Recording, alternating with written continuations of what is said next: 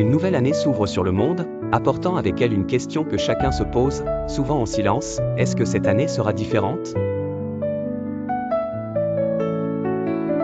Sur le calendrier, seuls les chiffres changent. Mais derrière ces cases à cocher, c'est toute une vie suspendue à ce moment du choix, continuer comme avant, ou écrire un nouveau chapitre. Beaucoup placent leurs espoirs dans la magie d'une date. Ils pensent qu'un matin de janvier, ils se lèveront, transformés, prêts à tout changer. Pourtant, rien ne se passe. Les jours défilent, identiques, jusqu'à ce qu'ils comprennent, une année ne change rien toute seule. Les secondes ne déposent aucun courage dans nos valises. Il n'y a que nos décisions qui sculptent le futur. Pierre, un homme ordinaire, entame cette année comme tant d'autres. Son agenda déborde de résolutions sages. Il rêve de discipline, de confiance nouvelle, d'une vie organisée comme sur les photos parfaites des réseaux sociaux.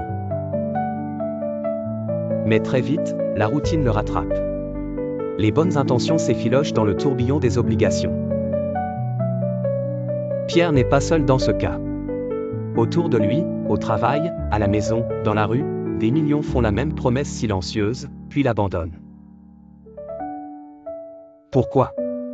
Parce que la motivation, au fond, n'est qu'un feu de paille. Elle brûle fort, puis s'éteint au premier vent contraire. Un lundi matin de pluie suffit à balayer les meilleures volontés. Un soir, Pierre s'arrête, fatigué de cette boucle sans fin. Il regarde les photos d'athlètes, de musiciens célèbres, de ceux qu'on admire pour leur self-control.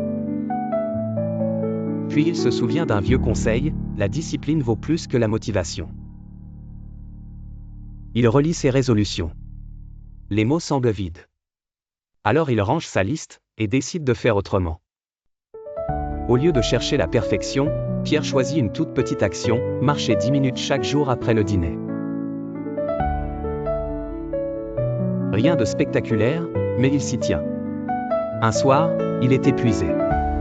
Il marche quand même. Un autre jour, il pleut. Il prend son parapluie.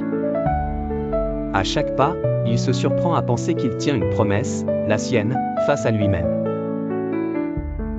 Et petit à petit, quelque chose change. Son ancienne voix intérieure, celle du doute et de la peur, devient moins forte. Pierre découvre que la confiance n'est pas innée. Elle se construit, comme une maison, brique après brique. Chaque fois qu'il agit malgré ses hésitations, il pose une pierre. Il observe autour de lui, d'autres échouent, abandonnent. Mais certains avancent, lentement, discrètement. Ils ne cherchent pas l'approbation, ils avancent pour eux. Pierre comprend enfin, il n'est pas question d'être le meilleur, ni d'aller plus vite que les autres. Il s'agit simplement de ne pas s'arrêter. Au fil des semaines, les 10 minutes deviennent 15, puis 20. Et si parfois il rate un jour, il ne s'en veut pas. Il recommence le lendemain. Cette année-là, pour la première fois, Pierre ne cherche pas un grand changement. Il choisit la constance, la direction, pas la vitesse. Et à la fin de l'année, un soir de décembre, il réalise que tout a changé. Pas le calendrier, pas le monde, mais lui. Et il se dit merci d'avoir commencé ce jour de janvier, sans savoir où le mèneraient ces 10 minutes par jour.